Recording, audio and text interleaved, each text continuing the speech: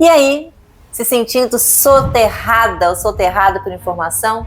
É notícia, opinião, dica infalível, pressão no trabalho, treta na rede social e no meio disso tudo, uma sensação de que o mundo está rachando, cada um na sua trincheira, gritando mais alto. Como a gente encontra o nosso norte nisso? Essa combinação de excesso de informação e polarização crescente cria um campo minado para as nossas decisões. Como saber em quem confiar? Como construir uma carreira sólida ou ter relacionamentos saudáveis quando a nuance parece ter desaparecido e o bom senso virou artigo de luxo? A resposta não está em ter mais informação, mas em saber o que fazer com ela. E a ferramenta mais poderosa para isso, essencial para ser a sua melhor versão, é o pensamento crítico. É isso. Não é só uma habilidade cada vez mais indispensável na vida pessoal ou no trabalho. O pensamento crítico é a sua bússola para navegar na complexidade, furar bolhas, tomar decisões mais inteligentes e até, pasmem, ter conversas mais produtivas com quem pensa diferente. Oi pessoal, eu sou o Magno.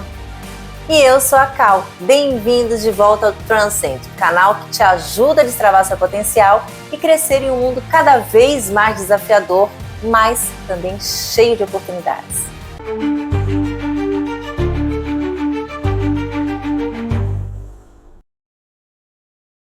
Nunca tivemos tanto acesso à informação. O conhecimento humano, teoricamente, na palma da mão. Mas, paradoxalmente, nunca foi tão fácil se sentir perdido ou ser enganado. A quantidade esmagadora de dados se mistura com desinformação deliberada, opiniões disfarçadas de fatos e algoritmos que nos prendem em bolhas. Sim, as redes sociais que poderiam conectar muitas vezes nos isolam em câmaras de eco.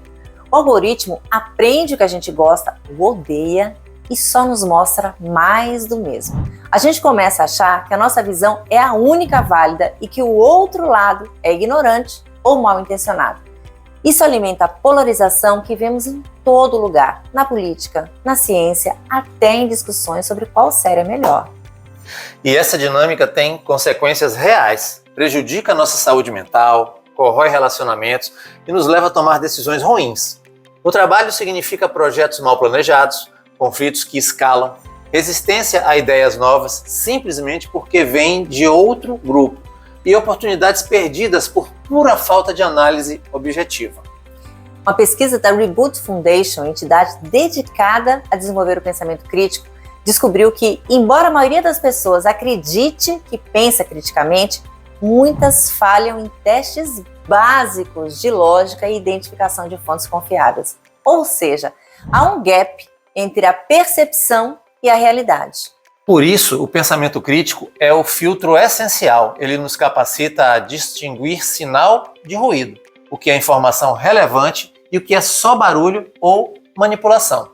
Avaliar a credibilidade, por exemplo. Quem está falando? Com qual intenção? Essa fonte é confiável ou tem um histórico de distorção? Identificar nossos atalhos mentais.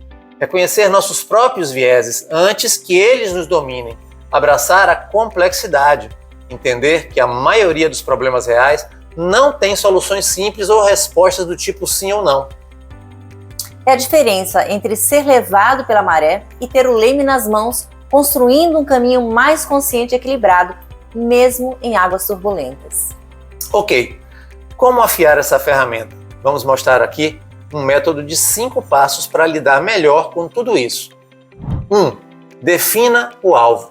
Formule a pergunta certa. Antes de tudo, clareza na pergunta. Fuja de perguntas que já incorporam um lado. Em vez de por que a política X é um desastre? Pergunte quais são os objetivos declarados, os mecanismos e os impactos observados, esperados da política X, segundo diferentes análises. No trabalho, qual o problema fundamental que precisamos resolver para atingir a meta Y? Segundo, amplie o radar. Colete informações diversas, opostas e verifique a fonte. Portanto, não basta coletar as informações, tem que diversificar e checar. Diversifique, busque fontes com visões diferentes, até opostas à sua. Saia da bolha, cheque a fonte. Quem publicou isso? É um especialista reconhecido? Um veículo com credibilidade? Um site, perfil conhecido por espalhar boatos? Qual a data da informação? Desconfie de motivos ocultos. Existe algum interesse financeiro ou ideológico por trás dessa informação? 3. Use a lupa, questione suposições, lógica e vieses. Hora da análise profunda. Suposições. Que crenças não ditas sustentam esse argumento, seu ou do outro? Lógica. O argumento faz sentido? A conclusão deriva das premissas? Há saltos lógicos? Vieses. Identifique os seus. Estou torcendo por uma resposta? Estou dando peso demais à informação mais recente ou fácil de lembrar? Esse é o viés da disponibilidade. Estou sendo influenciado pelo grupo, efeito manada? Estou vendo ataque onde há apenas discordância, viés da hostilidade? 4. Olhe o horizonte. Considere indicações e complexidade. Pense nas consequências e aceite a nuance. Consequências. Quais os efeitos de cada caminho, curto e longo prazo? Quem ganha? Quem perde? Aceite a nuance. Raramente algo é 100% bom ou ruim. Quais os pontos fortes e fracos de cada argumento? Onde está o meio termo? Lembre-se do exemplo do céu. Ele parece azul, mas é muito mais complexo. 5. Vista outros óculos. Pratique a humildade e a empatia intelectual. Tentar entender a perspectiva alheia é crucial. Humildade intelectual. Esteja genuinamente aberto à possibilidade de estar errado ou de que a sua visão é incompleta. Empatia intelectual. Busque entender por que o outro pensa assim. Valores, experiências, medos. Não é concordar, é compreender a lógica interna. Isso desarma conflitos e abre portas para o diálogo. Uau, hein? Esses passos ficam ainda mais poderosos com essas lentes extras. É um verdadeiro treino para o cérebro. Cuidado com as ciladas da argumentação. Falácias comuns. E mesmo com os passos, precisamos ficar atentos às armadilhas da argumentação, às falácias comuns que muitas vezes usamos ou usam contra nós, sem perceber, especialmente quando as emoções esquentam. A falácia do espantalho. Essa é clássica. Em vez de debater o argumento real da outra pessoa, você cria uma versão distorcida e mais fraca, o espantalho, e ataca essa versão. Veja esse exemplo. Precisamos repensar o orçamento de marketing. Ah, então você quer cortar todo o orçamento e falir a empresa? Percebeu? É mais fácil partir para o ataque derrubando o espantalho do que argumentando em cima dos fatos. Portanto, é mais fácil atacar do que convencer. A falácia ad hominem. Ataque a pessoa. Em vez de refutar o argumento, você ataca a pessoa que o representa. João apresenta dados sobre um novo mercado. Ana responde: você é muito novo para entender isso. Ou, claro que você diria isso, você é daquele departamento. Isso é basicamente xingamento disfarçado de argumento, desviando o foco do que realmente importa. Reconhecer essas falácias, tanto em nós quanto nos outros, é crucial para manter a conversa no trilho da lógica e do respeito, e não deixar a discussão descambar para baixaria e para manipulação. Vamos contar agora uma história para ilustrar a questão chamada o dilema do projeto Fênix, Sofia no trabalho. Sofia é uma designer, ela está liderando um projeto importante, o projeto Fênix, para resolver um problema crônico de reclamações de clientes sobre a usabilidade de um produto-chave da empresa. A pressão é muito alta. Na primeira reunião, o time de produto apresenta dados mostrando que o design está ultrapassado e precisa de uma reformulação total, que é custosa e demorada. Logo depois, o time de suporte traz outros dados indicando que o problema maior é a falta de tutoriais claros e treinamento para os clientes usarem as funcionalidades existentes. Uma solução mais rápida e mais barata. Sofia fica no meio do fogo cruzado. O chefe quer uma solução para ontem, um colega influente defende apaixonadamente a reformulação do design, viés de confirmação, outro insiste que o problema é só treinamento baseado nos últimos chamados, viés de disponibilidade. Os dados parecem se contradizer. O que fazer? O caminho fácil seria escolher o lado que grita mais alto ou a solução mais rápida para agradar o chefe. Mas Sofia, lembrando do pensamento crítico, decide não cair na armadilha da decisão apressada. Ao usar o pensamento crítico, a Sofia não caiu na armadilha de escolher um lado ou atacar as pessoas. Ela focou no problema real, analisou os dados com objetividade, considerou as diferentes perspectivas e evitou as falácias, construindo uma solução que realmente funcionava. Isso mostra como o pensamento crítico é aplicável no dia a dia do trabalho, transformando conflitos potenciais em colaboração produtiva. Pensamento crítico, sua ferramenta para clareza, conexão e crescimento.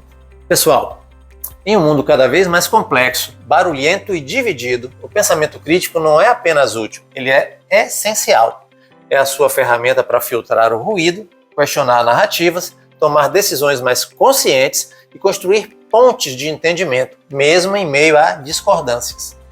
É o que te permite furar as bolhas criadas pelos algoritmos e pela polarização. É o que te ajuda a identificar manipulações e falácias. É o que te capacita a ter conversas difíceis com mais respeito e produtividade, tanto em casa quanto no trabalho. E lembre-se, isso envolve humildade intelectual, a disposição para admitir que não sabemos tudo e a curiosidade para aprender com perspectivas diferentes. Não é sobre estar sempre certo, é sobre buscar a verdade e a melhor solução de forma colaborativa. Como começar? Dê um passo de cada vez. Questione uma crença sua. Qual opinião forte você tem que talvez nunca tenha analisado criticamente? Busque dados contrários, analise uma notícia. Qual a fonte? Qual a evidência? Existem outras interpretações? Pratique a escuta ativa. Numa conversa com alguém que discorda, tente realmente entender o ponto de vista antes de responder. O pensamento crítico é como um músculo. Quanto mais você exercita, mais forte ele fica. É um investimento contínuo para você ser sua melhor versão. Mais consciente, mais eficaz, mais conectado e mais preparado para os desafios de nosso tempo. A gente listou aqui alguns livros que podem ajudar muito a desenvolver seu pensamento crítico e turbinar sua vida pessoal e profissional. Vale a pena a leitura. Rápido e Devagar, Duas Formas de Pensar, de Daniel Kahneman. Fundamental. Vencedor do Nobel de Economia, Kahneman explica nossos dois sistemas de pensamento, o rápido e intuitivo versus o devagar e lógico. E detalha os inúmeros vieses cognitivos que nos levam a erros de julgamento, essencial para entender por que pensamos como pensamos e como erramos. As Armas da Persuasão, de Robert Cialdini, é um ótimo livro, um clássico, sobre os princípios psicológicos usados para nos persuadir, como reciprocidade, escassez, autoridade. Entender essas armas nos ajuda a reconhecê-las e a não sermos manipulados tão facilmente. A Arte de Pensar Claramente, de Rolf Dobelli, apresenta de forma concisa e acessível 99 erros comuns de pensamento, vieses e falácias que cometemos no dia a dia com exemplos práticos. Ótimo para identificar rapidamente nossos próprios tropeços lógicos. Olha, nós queremos muito saber sua opinião. Qual o maior desafio para você ao tentar pensar criticamente hoje? A sobrecarga de informação, a polarização, os próprios vieses ou as falácias nos debates? Deixe seu comentário aqui para que a gente possa conversar. E se seguir a prática de pensamento crítico te trouxe clareza e inspiração, ajude a espalhar essa mensagem. Curta o vídeo, se inscreva no canal e ative o sininho. E para não perder nada na nossa jornada de autodesenvolvimento, não deixe de compartilhar com todo mundo que pode se beneficiar desse conteúdo. Vamos juntos usar o pensamento crítico para decifrar o caos e construir um futuro mais lúcido e conectado. Um grande abraço e até a próxima. Vamos transcender!